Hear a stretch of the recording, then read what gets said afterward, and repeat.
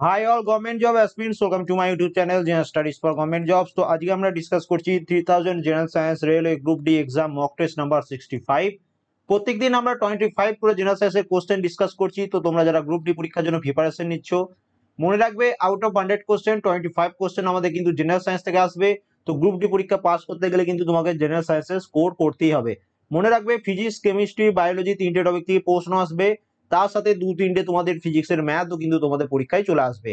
আমাদের main Telegram channel jobs কি academy প্রত্যেকে জয়েন করে নেবে। সমস্ত রকম নোটিফিকেশন, আপডেট, পিডিএফ, এই ক্লাসগুলোর লিঙ্ক অবশ্যই এখান থেকে তোমরা পেয়ে যাবে। এবং টার্গেট রেলওয়ে গ্রুপ ডি 2021 এই গ্রুপটা জয়েন করবে। এখানে গ্রুপ ডি পরীক্ষা রিলেটেড যে পিডিএফ গুলো থাকে, ফ্রি পিডিএফ, সেগুলো এখানে পোস্ট করে থাকে। এছাড়া আমাদের ফেসবুক পেজ, ফেসবুক গ্রুপ চাইলে তোমরা জয়েন করে নিতে পারো।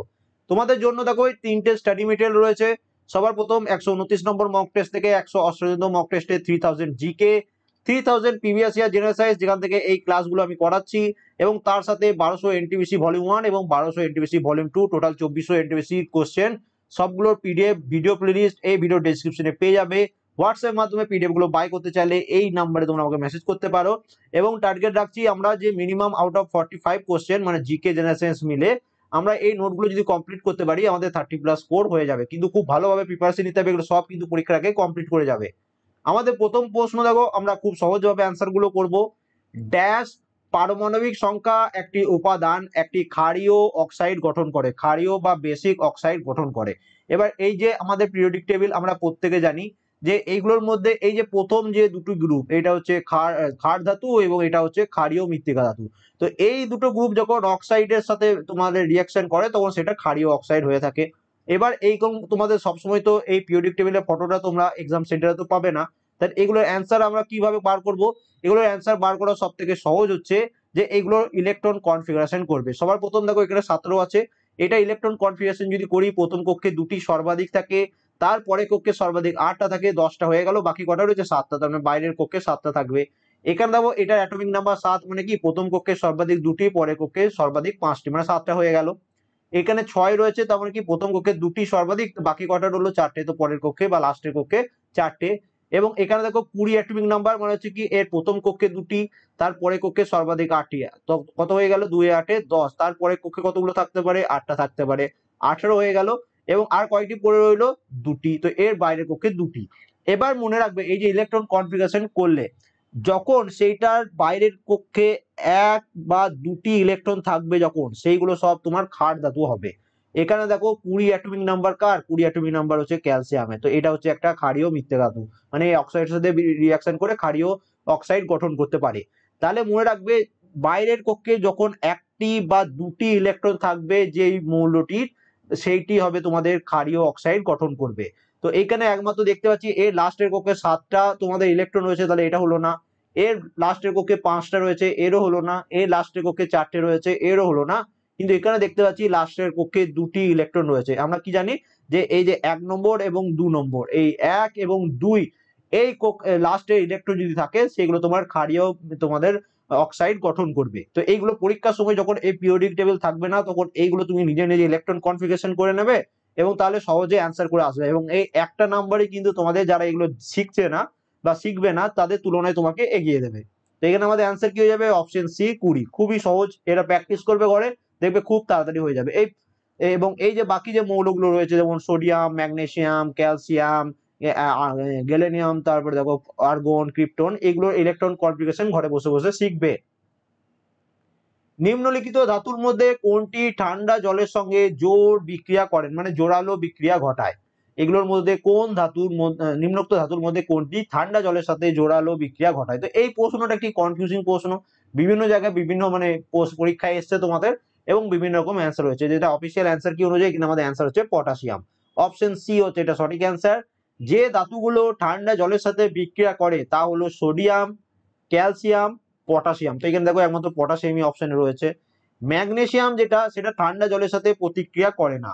অ্যালুমিনিয়াম, লোহা, দস্তা, এগুলো এই ধাতুগুলো ঠান্ডা বা গরম জলের সাথে প্রতিক্রিয়া করে না। এর সাথে মনে রাখবে সীসা, তামা, রূপ ও সোনা মতো ধাতুগুলি, এগুলো কিন্তু জলের সাথে কোনো রকম কোনো বিক্রিয়া করে না। নেক্সট চলে আসি পরবর্তী প্রশ্ন, নিচের কোনটির কোনো একক নেই? বলো এগুলোর মধ্যে কোনটির কোনো একক নেই? তো আমরা অপশন দেখি বলে দেবো যে রিলেটিভ ডেনসিটি বা আপেক্ষিক ঘনত্বর কোনো ইউনিট নেই। তো এগুলো মনে রাখবে প্রত্যেকটা। নেক্সট চলে আসি, দেখো এখানে দেখো কোনটি সত্য কোনটা মিথ্যা তোমার কাছে জানতে চেয়েছে। তিনটে স্টেটমেন্ট দিয়েছে। কি দিয়েছে? প্রথম দেখো যে দ্বিতীয় শ্রেণীর মৌলগুলোকে বলা হয় ক্ষার ধাতু। এই যে দ্বিতীয় শ্রেণীর মৌল এইগুলোকে বলা হয় ক্ষার ধাতু। তো এখান থেকে বলে দিতে পারবো যে এটা ভুল স্টেটমেন্ট, কারণ কি এইগুলোকে বলা হয় ক্ষারীয় মৃত্তিকা ধাতু। ক্ষারীয় মৃত্তিকা ধাতু। তারপরে দেখো 2 নম্বর স্টেটমেন্ট কি দিয়েছে? প্রথম শ্রেণীর মৌলগুলোকে বলা হয় ক্ষারীয় মৃত্তিকা ধাতু। তো এই যে প্রথম শ্রেণীর মৌল, হাইড্রোজেন বাদ দিই, প্রথম শ্রেণীর যে মৌল এগুলোকে কি বলা হয়? এগুলোকে বলা হয় ক্ষার ধাতু। তারপরে দ্বিতীয় স্টেটমেন্টটাও ভুল। 17তম শ্রেণীর মৌলগুলোকে বলা হয় হ্যালোজেন। এই যে 17তম শ্রেণী ফ্লোরিন, ক্লোরিন, ব্রোমিন, আয়োডিন, এটিটিএস, এটাকে বলা হয় হ্যালোজেন। তো এটা একদম ঠিক। তাহলে আমরা দেখতে পাচ্ছি 1 নম্বর স্টেটমেন্ট, 2 নম্বর স্টেটমেন্ট ভুল, 3 নম্বর স্টেটমেন্ট ঠিক দিয়েছে। তাহলে এখানে আমাদের অ্যান্সার কি হয়ে যাবে? এখানে আমাদের অ্যান্সার হয়ে যাচ্ছে যে শুধুমাত্র 3 নম্বরটা সঠিক। তাহলে দেখতে পাচ্ছ এই সেম ইমেজ দিয়ে আমি প্রতিদিন তোমাদের বুঝিয়ে দিই যে এইগুলোই ঘুরে ফিরে পরীক্ষায় আসছে। 18 নম্বর গ্রুপ, এটাকে তোমাদের কি বলা হয়? নোবেল গ্যাস বলা হয়। তো এগুলো মনে রাখবে, ঘুরে ফিরে এগুলোই তোমাদের পরীক্ষায় আসবে। মস্তিষ্কের কোন অংশটি শ্বাস প্রশ্বাস নিয়ন্ত্রণ করে? তো এখানে আমাদের অ্যান্সার হয়ে যাবে মেডুলা। অপশন বি হচ্ছে আমাদের এখানে সঠিক অ্যান্সার। মনে রাখবে মেডুলা অবলাঙ্গাটা বা মেডুলা হচ্ছে কাণ্ড আকৃতির একটি কাঠামো যা মস্তিষ্কের ব্রেন স্টেমের একটি অংশ। এটির অবস্থান লঘু মস্তিষ্কের বাইরে কিন্তু নিচের দিকে। এর সাথে মনে রাখবে এটি কোণাকৃতির স্নায়ুকোষ সংবলিত একটি অংশ যা বমি করা থেকে হাঁচি দেওয়া পর্যন্ত আমাদের শরীরের স্বয়ংক্রিয় কাজকর্মের জন্য নিযুক্ত। এবং এর সাথে মনে রাখবে মেডুলার কাজগুলি হচ্ছে শ্বাস প্রশ্বাস, রক্ত প্রবাহ, অক্সিজেন এবং কার্বন ডাইঅক্সাইডের মাত্রা সহ অনেক শারীরিক ক্রিয়াকলাপ নিয়ন্ত্রণ করা। একটি দর্পণের দিকে তাকিয়ে তুমি যদি দেখো যে দর্পণে তোমার প্রতিবিম্ব তোমার থেকে ছোট, তাহলে সেটি কোন ধরনের দর্পণ? বলে দাও কি আনসার হবে। আমি বলেছিলাম এই চ্যাপ্টারটা খুব ইম্পর্টেন্ট। প্রত্যেক এই যে 3000 জেনারেল সায়েন্সের কোশ্চেন আছে, প্রত্যেকটা কোশ্চেন তোমাকে কিন্তু পরীক্ষার আগে কমপ্লিট করে যেতে হবে যদি তুমি সায়েন্সে ভালো স্কোর করতে চাও। তো এখানে আমাদের অ্যান্সার কি হয়ে যাচ্ছে? উত্তল দর্পণ। অপশন বি হচ্ছে আমাদের এখানে সঠিক অ্যান্সার। পরবর্তী প্রশ্ন, নিম্নলিখিত কোনটি স্থিতিশক্তির উদাহরণ নয়? তো প্রশ্নটা সবসময় লাস্ট পর্যন্ত পড়বে।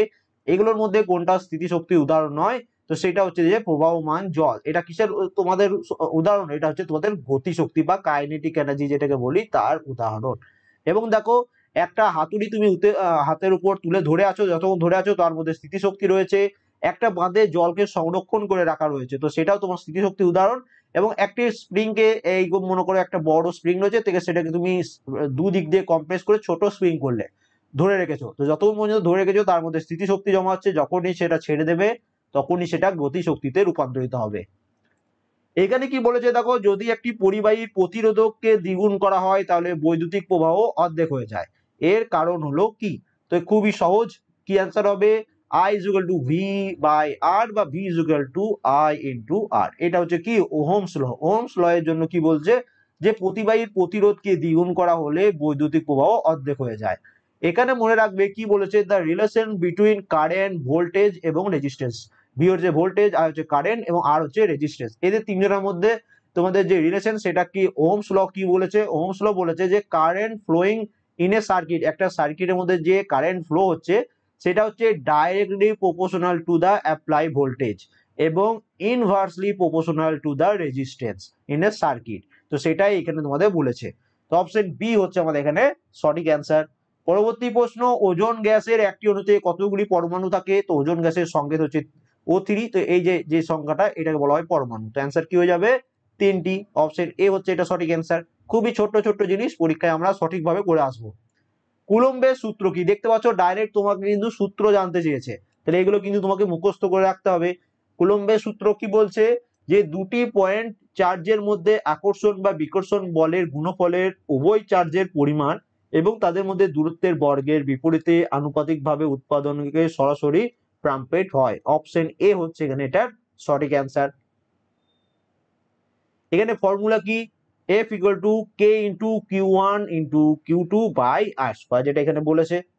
নেক্সট চলে আসি পরবর্তী প্রশ্ন, সৌরশক্তি ড্যাশ বায়ু শক্তি থেকে বেশি শক্তি উৎপন্ন করে?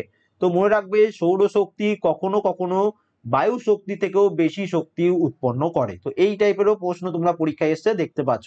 অপশন ডি হচ্ছে এটা সঠিক অ্যান্সার। এবং এই প্রশ্নগুলো কিন্তু সব রেলের অ্যাসিস্ট্যান্ট লোকো পাইলট, যেটা রেলের গ্রুপ ডি পরীক্ষার আগে যত সম্ভব হয়েছিল, এবং এই পরীক্ষাটাও কিন্তু তোমাদের টিসিএসই নিয়েছিল। তো একদম টিসিএস লেভেলের পড়াশোনা করছি, তো একদম ঘাবড়ানোর কিছু নেই। এখানে এটা অ্যান্সার করো যে কপার সালফেটের জলীয় দ্রবণে কি হয়। তো কপার সালফেটের জলীয় দ্রবণ মনে রাখবে নীল লিটমাসকে লাল করে। অপশন এ হচ্ছে আমাদের এখানে সঠিক অ্যান্সার। পরবর্তী প্রশ্ন, বল সমীকরণে এফ সমান হয় কি। তো বলের সমীকরণে এফ সমান হয় কি। তো আমরা একটা ফর্মুলা জানি, ফোর্স ইকুয়াল টু কি হয়ে থাকে, মাস ইনটু অ্যাক্সেলারেশন। ফোর্স মানে হচ্ছে কি বল, সমান হয়ে থাকে মাস মানে হচ্ছে ভর, এবং অ্যাক্সেলারেশন মানে হচ্ছে কি ত্বরণ। তাহলে বল সমান ভর ইনটু ত্বরণ। বলের ইউনিট কি নিউটন, ভরের ইউনিট কি, ভরের ইউনিট হচ্ছে কেজি, এবং ত্বরণের ইউনিট কি মিটার পার সেকেন্ড স্কোয়ার। তাহলে এখান থেকে আমরা লিখতে পারি যে 1 নিউটন সমান 1 kg metre per second square. অনেক সময় পরীক্ষায় দিয়ে দেয় যে বলবে যে বলো বলের একক কি, বলের একক কি, এবং সেখানে তোমার নিউটন না দিয়ে এই অপশনটা দেওয়া থাকবে। তো এগুলো কিন্তু তোমাদের মনে রাখতে হবে, এগুলো কিন্তু আমাদের পরীক্ষার জন্য খুবই ইম্পর্টেন্ট। তাহলে অ্যান্সার কি হয়ে যাচ্ছে আমাদের অপশন ডি। এবং দেখো আরেকটা, P is equal to M into V. P মানে হচ্ছে কি মোমেন্টাম, মানে হচ্ছে ভরবেগ, ভরবেগ সমান ভর ইনটু বেগ। এটা কি আছে, 1 নম্বর অপশনে এম ভি রয়েছে দেখতে পাচ্ছ। তো এটা হচ্ছে ভরবেগের ফর্মুলা। এই যে এম জি এইচ, এটা কি, এটা হচ্ছে স্থিতি শক্তি। ওকে, স্থিতি শক্তির ফর্মুলা কি, ভর ইনটু জি ইনটু উচ্চতা। ওকে, বা এম জি এইচ তুমি লিখতে পারো, mass into G into H. Okay, হয়ে গেল। এবং এটা কি হচ্ছে, এটা হচ্ছে V is equal to U plus at. তো এটাও মনে রাখবে, এগুলো সব কিন্তু বিভিন্ন ফর্মুলা, এগুলো আমাদের মনে রাখতে হবে। আধুনিক পর্যায় সারণীতে কোন দুটি পিরিয়ডের প্রতিটিতে 8টি করে উপাদান আছে, বলো। পিরিয়ড, পিরিয়ড কোনগুলোকে বলছে, এইগুলোকে বলছে। পর্যায় যেটাকে বলে থাকি, তো কোন পর্যায়ে 8টি করে মৌল থাকে। তো অ্যান্সার কি হয়ে যাবে, দ্বিতীয় এবং তৃতীয়। দেখো প্রথম যে এইটা রয়েছে, এখানে কতগুলো রয়েছে, মাত্র দুটো, একটা হাইড্রোজেন আর একটা হচ্ছে হিলিয়াম। তাহলে প্রথমটাতে 1 নম্বরে দুটো রয়েছে। দ্বিতীয়টাতে দেখো লিথিয়াম বেরিলিয়াম 1 2 3 4 5 6 7 8। তারপরে দেখো তৃতীয়তে 1 2 3 4 5 6 7 8। তাহলে সেকেন্ড এবং তৃতীয়তে 8টা করে রয়েছে। তো এগুলো সব মনে রাখবে, পরের গুলো একটু গুনে নেবে। নেক্সট চলে আসি, সেই মৌল গ্যাসটির নাম করুন যেটি আধুনিক পর্যায় সারণীর তৃতীয় পিরিয়ডের 18তম গ্রুপে রয়েছে। তৃতীয়তম পিরিয়ড এটা প্রথম পিরিয়ড, এটা দ্বিতীয় পিরিয়ড, এটা তৃতীয় পিরিয়ড। 18 নম্বর গ্রুপ হচ্ছে এটা। তার মানে 1 2 3 কি হচ্ছে আর্গন। তাহলে অ্যান্সার কি হয়ে যাবে আমাদের আর্গন। তো এইগুলো তোমাদের আমি বলে রাখছি, এই পিরিয়ডিক টেবিলের ইমেজটা কোথায় পাবে, এক তো টেলিগ্রামে দিয়ে দিয়েছিলাম দুদিন আগে, আই হোপ তোমরা পেয়ে গেছো। একদম এই 36 ক্রোমিয়াম পর্যন্ত একদম তোমরা একদম মুখস্থ করে নেবে, খুব ইম্পর্টেন্ট, 1 থেকে 36 পর্যন্ত। 1 ওয়াট সমান কি। তো 1 ওয়াট সমান কি হয়ে থাকে, এটা আমরা কিভাবে বার করব। তো এটা যাদের মনে না থাকে, তো ওয়াট কিসের ইউনিট, আমরা জানি ক্ষমতা, ক্ষমতার ইউনিট হচ্ছে ওয়াট। ক্ষমতা সমান আমরা কি জানি, ওয়ার্ক ডান বাই টাইম, এই ফর্মুলাটা আমরা প্রত্যেকে জানি।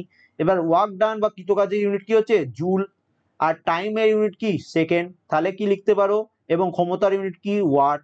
তাহলে 1 ওয়াট সমান 1 জুল পার সেকেন্ড। অ্যান্সার কি হয়ে যাবে অপশন এ। কিভাবে চলে এলো তোমরা বুঝতে পারছো। তো এইগুলোকে তোমাকে শিখতে হবে, একদিনে শিখতে পারবে না, ডেলি ডেলি যখন প্র্যাকটিস করবে, ফিজিক্সের ম্যাথ গুলো সলভ করবে, তখন দেখবে এগুলো তোমাদের কাছে সহজ হয়ে যাচ্ছে। নেক্সট চলে আসি পরবর্তী প্রশ্ন, একটি বস্তুকে 10 সেন্টিমিটার ফোকাল দৈর্ঘ্যের একটি উত্তল লেন্সের প্রধান অক্ষে স্থাপন করা হয়েছে। যদি লেন্স থেকে বস্তু দূরত্ব 30 সেন্টিমিটার হয়, যে প্রতিবিম্বটি তৈরি হবে তার দূরত্ব কত। এখানে আমাদের অ্যান্সার কি হচ্ছে 15 সেন্টিমিটার। অপশন বি হচ্ছে আমাদের সঠিক অ্যান্সার। মনে রাখবে একটি বস্তুকে 10 সেমি ফোকাল দৈর্ঘ্যের উত্তল লেন্সের সামনে 30 সেন্টিমিটারে রাখা হয়, যেটা এখানে প্রশ্নে দেওয়া রয়েছে। এবং দেখো এখানে ইউ ইকুয়াল টু -30 তোমাদের ধরতে হবে। ওকে, এবং এফ ইকুয়াল টু এখানে 10 সেন্টিমিটার দেওয়া রয়েছে ফোকাল লেন্থ। এখানে দেখো লেন্সের সূত্র অনুযায়ী 1/v - 1/u = 1/f হয়। তাহলে 1/v সমান তুমি লিখতেই পারো যে 1/f + 1/u, বাঁ দিক থেকে ডান দিকে নিয়ে এলাম। এবার জাস্ট ভ্যালু পুট করলাম, ক্যালকুলেশন করলাম, আমাদের অ্যান্সার চলে এলো 1/v = যদি 1/15 হয়, তাহলে তুমি ইজিলি লিখতে পারবে যে v = 15 সেন্টিমিটার। কিন্তু এইখানে যে এই যে ইউটা মাইনাসে নিয়েছো, এটাই হচ্ছে মেন। এই উত্তর লেন্সের ক্ষেত্রে এই ইউটা সবসময় মাইনাস হয়। তো এই জিনিসটা যদি তুমি ধরতে না পারো তাহলে কিন্তু এই প্রশ্নটা অ্যান্সার করে আসতে পারবে না। খুবই সহজ প্রশ্ন, জাস্ট তোমাকে বাড়িতে বসে প্র্যাকটিস করতে হবে। একটি 10 ওহমের একটি রোধকে 1.5 অ্যাম্পিয়ারের একটি বৈদ্যুতিক প্রবাহ বজায় রাখা হয়, তাহলে 1 মিনিটে রোধকটির মধ্যে কত শক্তি ব্যয় হবে? তো এখানে আমাদের অ্যান্সার কি হয়ে যাচ্ছে? 1350 জুল। কিভাবে হচ্ছে? তো এখানে দেখো রোধ 10 ওহম দেওয়া রয়েছে, কারেন্ট 1.5 অ্যাম্পিয়ার দেওয়া রয়েছে, সময় 60 সেকেন্ড দেওয়া রয়েছে। এখানে বার করতে কি বলেছে? তো সরি, এটা রোধকটির মধ্যে কত শক্তি ব্যয় হবে। তো এখানে ফর্মুলা হচ্ছে H equal to I square into I T. I হচ্ছে কত? 1.5, তো 1.5 এর স্কোয়ার ইন্টু আর ইন্টু টি। এবার এটা দেখো 1.5 কে 1.5 দিয়ে গুণ করলে 2.25 হয়, 10 কে 60 দিয়ে গুণ করলে 600 হয়। এখানে দেখো দুটো শূন্য আছে, দু ঘর পরে সরিয়ে দিলে, এবং 6 কে 225 দিয়ে গুণ করে দিলে 1350 জুল তোমার অ্যান্সার এখানে চলে এলো। এটা জাস্ট একটা ফর্মুলা। এই ফর্মুলা না জানলে প্রশ্নটা তোমাকে পরীক্ষা ছেড়ে আসতে হবে। এগুলো প্র্যাকটিস করবে, খুবই সহজ প্রশ্ন। নেক্সট চলে আসি, এবং এখানে মনে রাখবে যে 1 মিনিটে তাহলে রোদের শক্তি ব্যয় হচ্ছে 1350 জুল। ইউরেনিয়ামের আইসোটোপের একটি ব্যবহার শনাক্ত করো। অপশন দেখি তুমি চোখ বন্ধ করে অ্যান্সার করে দিতে পারবে কি, যে নিউক্লিয়ার রিঅ্যাক্টরে জ্বালানি হিসাবে ব্যবহৃত হয়। অপশন বি হচ্ছে এখানে এটার সঠিক অ্যান্সার। একটি অবতল বা কনকেভ মিররের বক্রতা কেন্দ্র, মানে হচ্ছে সেন্টার অফ দ্য কার্ভেচার, একটি বস্তুকে স্থাপন করা হলো। এখানে এই ছবি এখানে তৈরি হবে কেমন ধরনের, কোথায় এর ছবিটা তৈরি হবে সেটা তোমার জানতে চেয়েছে। তাহলে কি হচ্ছে, অবতল দর্পণের ক্ষেত্রে কোথায় রাখা হচ্ছে? Centre of the curvature. তাহলে কি অ্যান্সার হবে? এটি বক্রতা কেন্দ্রতে, বক্রতা কেন্দ্র, বক্রতা কেন্দ্র বা মানে সেন্টার অফ কার্ভেচারে এর ছবি তৈরি হবে। দেখো এখানে দেখো, একে যদি সেন্টার অফ দ্য কার্ভেচারে পজিশন করা হয়, এর যে নতুন ছবিটা উৎপন্ন হবে সেটা সেন্টার অফ দ্য কার্ভেচারে উৎপন্ন হবে। এবং মনে রাখবে ছবিটা সেম সাইজেরই হবে, এবং এটা ইনভার্টেড এবং রিয়েল ইমেজ হবে। তাহলে এই যে পিডিএফটা দেওয়া আছে, দেখবে এই যখন তুমি 24 নম্বর সেট দেখবে পিডিএফ এর মধ্যে 3000 জেনারেল সাইজের এলপি লোগো ভ্যালিডে, তখন দেখবে এই ইমেজটা তার মধ্যে অ্যাড করে দেওয়া আছে। তো তখন এগুলো অবশ্যই পড়বে, যে যদি সেটাকে ইমেজটাকে ইনফিনিটিতে রাখা হতো তাহলে তার ফোকাসে তার ছবিটা তৈরি হতো, সেটাকে যদি কার্ভেচারের বিয়ন্ডে রাখা হতো তাহলে এটা ফোকাল এবং কার্ভেচারের মধ্যে তোমার ছবিটা উৎপন্ন হতো। এটাকে যদি ফোকাসে রাখা হতো তাহলে এটা ইনফিনিটিতে ছবিটা তৈরি হতো। তো এই জিনিসগুলো মনে রাখবে, পরীক্ষায় প্রশ্ন এই প্রশ্নই আসবে, ঘুরিয়ে ফিরিয়ে আসবে। ওকে, নেক্সট চলে আসি। 15 কেজি ভরে একটা বস্তু 4 মিটার পার সেকেন্ড সমবেগে গতিশীল, তাহলে বস্তু দ্বারা ধারণ করা গতিশক্তি কত? তাহলে এখানে দেখো এম বা মাস বা ভর দেওয়া রয়েছে 15 কেজি, তুমি খাতায় লিখে নিলে। ভেলোসিটি বা বেগ দেওয়া রয়েছে 4 মিটার পার সেকেন্ড। এবার তোমার বার করতে কি বলেছে? গতিশক্তি, মনে হচ্ছে kinetic energy. Kinetic energy formula কি? Half into M into V square. তুমি ভ্যালু পুট করলে হাফ এম হচ্ছে 15, ভি হচ্ছে 4 এর স্কোয়ার, মানে 4 ইন্টু 4। কাটাকাটি করলে 2 একটি 2, 2 দুগুণে 4, তাহলে 4 দুগুণে 8, 8 15 কত হয়? 120। 120 কি হবে? জুল। অ্যান্সার কি হয়ে যাবে? Option A 100 joule. দেখো মুখে মুখে তুমি এগুলো অ্যান্সার করে দিতে পারবে, জাস্ট তোমাকে প্র্যাকটিস করতে হবে। দেখো যখন আমি তোমাদের পড়াতে শুরু করেছিলাম তখন এগুলো আমারও কিন্তু একটু অসুবিধা হতো, কিন্তু এখন দেখো একদম খুব সহজভাবে এগুলো আমি করতে পারি। তো তুমিও যখন শুরু করবে তখন একটু কঠিন লাগবে, কিন্তু যখন সব কমপ্লিট হবে তখন দেখবে তোমারও এগুলো আয়ত্তে চলে এসছে, কিন্তু জাস্ট পড়তে হবে তোমাকে। তাহলে এখানে আমি আরেকবার লিখে লিখে বুঝিয়ে দিই যে ভর এখানে দেওয়াই রয়েছে 15 কেজি, বেগ 4 মিটার পার সেকেন্ড দেওয়াই রয়েছে, ফর্মুলা হচ্ছে half M square, half into M into V square. Calculate করলে তোমার চলে আসবে 120 জুল। নেক্সট চলে আসি, দেখো আজকে একটু বেশি ফিজিক্সের ম্যাথ রয়ে গেছে। একটি বৈদ্যুতিক বর্তনীতে 1 ঘন্টার জন্য 1 কিলোওয়াট বিদ্যুৎ ব্যবহৃত হলে বিদ্যুৎ শক্তির পরিমাপ হলো 1 কিলোওয়াট আওয়ার। এটিকে জুলে ব্যক্ত করুন। অ্যান্সার কি হয়ে যাবে? 3.6 ইন্টু 10⁶ জুল। কারণ কি, আমরা কি জানি যে 1 কিলোওয়াট আওয়ার সমান 1000 ওয়াট ইন্টু 3600 সেকেন্ড। দেখো 1 কেজি যেমন আমরা সমান 1000 গ্রাম করি, তেমন 1 কিলোওয়াট সমান 1000 ওয়াট হয়ে থাকে। ওকে, এবং 1 ঘন্টা সমান আমরা কি জানি? 60 মিনিট সমান আমরা কি জানি? 60 ইন্টু 60 ইকুয়াল টু কত হচ্ছে? 3600 সেকেন্ড। তো সেটাই এখানে লিখেছি যে এই আওয়ারের জায়গায় এটাকে 3600 সেকেন্ড। এবার দেখো এখান থেকে তুমি লিখে দিতে পারবে যে 36, এখানে দুটো শূন্য এখানে তিনটে শূন্য, মানে 36 ইন্টু 10⁵ জুল। কিন্তু এখানে দেখো অপশনে দেখো 36 ইন্টু 10⁵ জুল কোনো অপশনে নেই। কি করছে? এই যে 36 থেকে একটা শূন্য বার করে নিচ্ছে এবং সেটাকে এর সাথে যোগ করে দিচ্ছে, তাহলে 3.6 ইন্টু 10⁵ 6 জুল। তো এইটা ভাবে এইটা তোমাদের আসছে, তো এইটা তোমাদের মুখস্থ করে নিতে হবে। পরীক্ষার সময় অনেক সময় কি হয় আমরা ভুলে যাই, তো এইগুলো এরকম ভাবে তোমাকে বার করে নিতে হবে। নিচের কোনটি বেশি কাজ করতে পারে? তো এগুলোর মধ্যে তুমি দেখতে পাচ্ছ একটি চলন্ত বুলেট সবচেয়ে বেশি কৃতকার্য সম্পূর্ণ করতে পারে। কারণ কি ডাব্লিউ ইকুয়াল টু কি হচ্ছে আমরা জানি এফ ইন্টু এস, ফোর্স মানে হচ্ছে বল ইন্টু এস মানে হচ্ছে সরণ। এবার তুমি ইজিলি বলতে পারবে একটা বুলেট অনেক দূর যাবে, সরণটা অনেক বেশি হবে, তো সেই জন্য এখানে আমাদের অপশন এ সঠিক অ্যান্সার। একটি ঘূর্ণমান চাকা, একটি দ্রুতগামী পাথর এবং একটি উত্থিত হাতুড়ির তুলনায় বুলেট বেশি কাজ করে। এবং মনে রাখবে নিউটনের গতির দ্বিতীয় সূত্র অনুসারে কি বলা রয়েছে যে বস্তু দ্বারা প্রয়োগ করা বল তাদের ভর এবং তাদের দ্বারা উৎপন্ন ত্বরণের গুণফলের সমান হয়। একটি বস্তু যেটি দ্রুত গতিতে চলে তা তুলনামূলকভাবে ধীর গতিতে চলা অভিন্ন বস্তুর চেয়ে বেশি কাজ করতে পারে। কোনো পদার্থ স্থিতি লাভ করে যখন সেটি ড্যাশ অবস্থা অর্জন করে। তো একটা বস্তু কখন দাঁড়িয়ে যায় বা স্থিতিশক্তি লাভ করে তখন তার মধ্যে কি হয় যে তার মধ্যে যখন ডুপ্লেট বা অক্টেট অবস্থা থাকে। তো অপশন সি হচ্ছে আমাদের এখানে সঠিক অ্যান্সার। মনে রাখবে ডুপ্লেট হচ্ছে বাইরের সর্বোচ্চ সেলে 2টি ইলেকট্রন আছে এমন অবস্থাকে বোঝায়, এবং অক্টেট হচ্ছে বাইরের সর্বোচ্চ সেলে 8টি ইলেকট্রন আছে সেটাকে বোঝায়। ফর এক্সাম্পল হিলিয়াম, এর তো দুটোই তোমাদের বাইরের কক্ষে সর্বাধিক দুটো বা বলতেই পারো, কারণ এর অ্যাটমিক নাম্বারে দুটো, বাকিগুলো সব দেখো বাকি এই যে সবগুলো রয়েছে সবার লাস্টের কক্ষে 8টা করে ইলেকট্রন তুমি পেয়ে যাবে। নেক্সট চলে আসি কি বলেছে, ধাতব অক্সাইড গুলি ক্ষারীয় হয়ে থাকে অর্থাৎ এগুলি অ্যাসিডের সাথে মিলিত হয়ে জল এবং লবণ তৈরি করে। নিচের কোনটি এরকম অন্যগুলি থেকে আলাদা? এখানে আমাদের অ্যান্সার কি হয়ে যাবে, অ্যান্সার হচ্ছে Al2O3। অপশন এ হচ্ছে এটার সঠিক অ্যান্সার।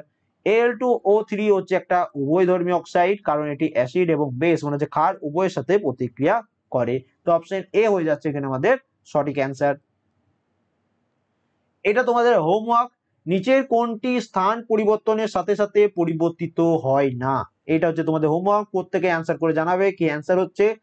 এবং আউট অফ 25 কার কত স্কোর হলো অবশ্যই কমেন্ট করে জানিও। ভিডিওটা ভালো লাগলে একটা লাইক করে দিও, চ্যানেল নতুন তাহলে সাবস্ক্রাইব করে নিও, বন্ধুর সাথে অবশ্যই শেয়ার করে দিও।